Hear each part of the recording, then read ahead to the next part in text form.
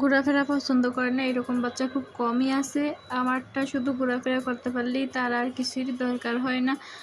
আসসালামু আলাইকুম, সবাই কেমন আছেন? আশা করছি ভালো আছেন। আলহামদুলিল্লাহ আমরা ভালো আছি। চলে আসলাম নতুন একটি ভিডিও নিয়ে আপনাদের মাঝে। আশা করছি ভিডিওটি সবার ভালো লাগবে। রিহানকে একটু ঘুরিয়ে আনলাম, এরপর আমি ওর জন্য ছানা দিয়ে কিছু মিষ্টি বানাবো। তো আমি মিষ্টিগুলো বানানো হয়ে গেছে, এখন আমি এগুলো শিরাতে দিয়ে দিচ্ছি। আমার ছেলে তো মিষ্টি ওর অনেক পছন্দ, এর জন্য ওর জন্য কয়েকটা আমি মিষ্টি বানাবো একটু ছোট ছোট করে। এগুলো এই তো ফুলে গিয়েছে, কিছুক্ষণ থাকার পরে মিষ্টিগুলো। আমরা বাচ্চার মায়েরা হয়েছি, বাচ্চারা যেটা পছন্দ করে যেই সময় ওই খাবারটাই সবসময় বানিয়ে দেওয়ার চেষ্টা করি। মা তো মাই হয়, তাই না? এই যে আমার মিষ্টিগুলো অনেক ফুলে গেছে, তারপরে আবার ও মিষ্টি খাইতেছে, ওর বাবা এগুলা ওর জন্য নিয়ে আসছে। ও বাহিরের মিষ্টিগুলো ওরকম অনেক পছন্দ করে। এজন্য আমরা হয়েছি মেয়ে মানুষ, আমাদের ঘরের কাজ যতই করি ততই শেষ হয় না। মনে হয় যে একটু করলে আরও মনে হয় কাজ অনেক থেকে যায়। একটু একটু করতে করতে সারাদিনেও কাজ শেষ করতে পারি না। আমি এখানে কিছু মাছ ভাজি করব আর হচ্ছে মুরগি রান্না করব। এর জন্য মাছগুলোকে হলুদ মরিচ মাখিয়ে আবার মশলা কষাইতেছি।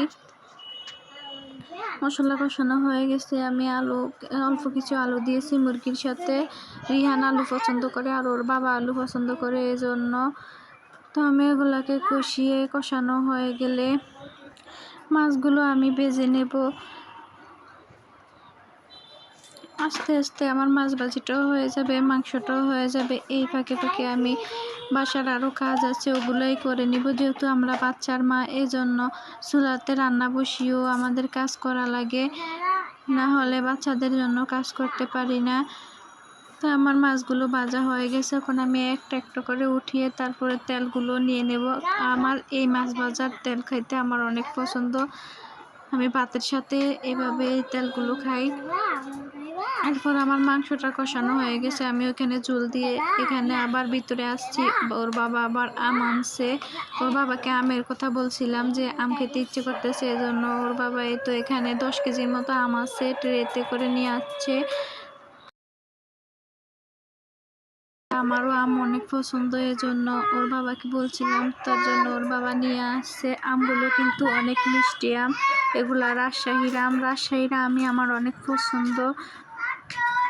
তো আজকে অনেক কথাই বলে ফেললাম আপনাদের সাথে, যদি কোনো ভুল ত্রুটি হয়ে থাকে অবশ্যই ক্ষমার দৃষ্টিতে দেখবেন। আর আমার ভিডিওগুলো আপনাদের কেমন লাগে অবশ্যই কমেন্টের মাধ্যমে জানিয়ে দিবেন সবাই। আর আপনাদের কমেন্টগুলো পড়তে কিন্তু আমার অনেক ভালো লাগে। তো আজকে এই পর্যন্তই, আজকের মতো বিদায় নিচ্ছি। আল্লাহ হাফেজ সবাইকে। আসসালামু আলাইকুম।